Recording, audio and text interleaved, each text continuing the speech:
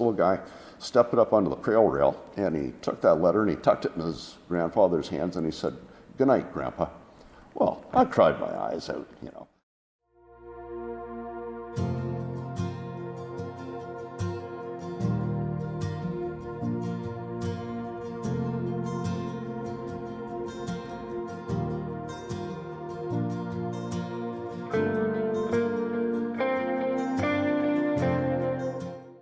I think over the years, in my interactions with families, yes, there's been a lot of notable things that have taken place.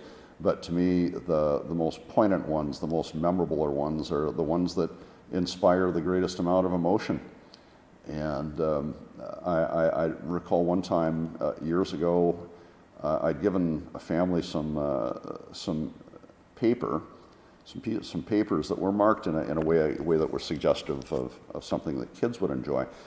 Well, they took them home to the grandkids, and all the grandkids wrote letters and memorials to Grandpa.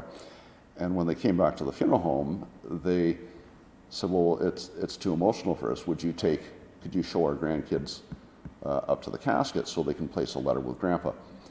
And I'll never forget walking down the center aisle of the chapel, and this one little boy, who's probably 4 years of age, took my hand, making me cry again. And anyways, we went up to the front, and there was a prayer rail there, and this little guy stepped it up onto the prayer rail, and he took that letter and he tucked it in his grandfather's hands, and he said, "Good night, Grandpa." Well, I cried my eyes out, So, and here I am doing it again on camera. It's stupid. But at any rate, little things like that are what truly makes the difference in a funeral home. And geez, you talk about personalization. Well, I think that's one way of saying, yeah, can you personalize it yourself? And yeah, we sure can.